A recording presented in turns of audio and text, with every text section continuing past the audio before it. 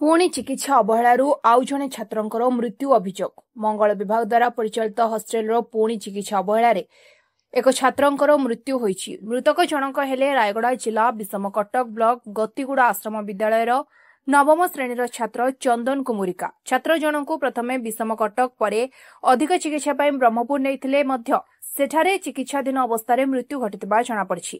एने विषमकटक थाना एतला देइछन्ति परिवार लोके। तेबे चिकित्सा अवहेलारे नवम श्रेणी छात्र मृत्यु घटना सांबादिक सम्मेलन करी विद्यालय प्रधान शिक्षक ब्लॉक मंगल अधिकारी जिला मंगल अधिकारी को दायी कले विषमकटक विधायक नीलमाधव हिक्का। कार्यानुष्ठान ग्रहण न करिले आगामी दिन में जिलापाल कार्यालय घेराव सह धारणा बसिबे विधायक। आसंतु सुनबा कोन कहउछन्ति विधायक नीलमाधव हिक्का। सेवा आश्रम आम चंदन कुमरिका नामक जन नवम श्रेणी छात्र तांकर गत 17 तारिख असुस्थ होता 5-6 दिन सीरीयस है पिता माता को जना दि गला ना। ये हूँ दुखर विषय।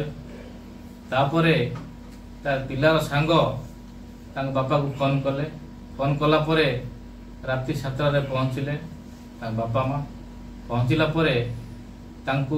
मना कराला जे तुम पुओ को दिया जीवन मेडिकल निया हबनी। ये हूँ दुखर विषय।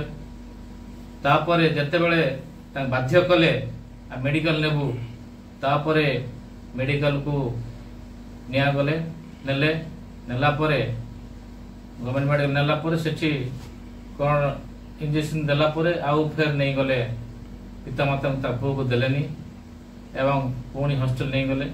हॉस्टल रे मध्य ता पुओ को बापा माँ को देखेले नहीं एते अव्यवस्था कले।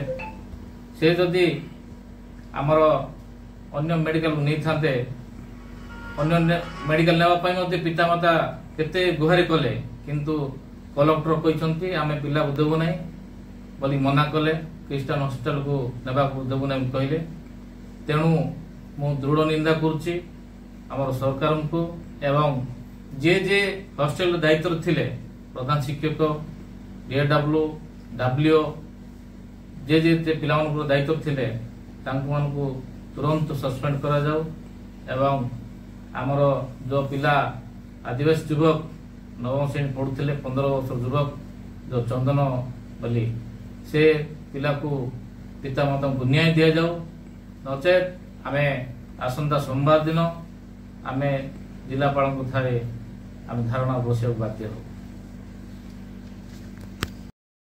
रायगड़ू दिलीप कुमार पढ़ियारी रिपोर्ट स्वतंत्र ओडिशा लाइव।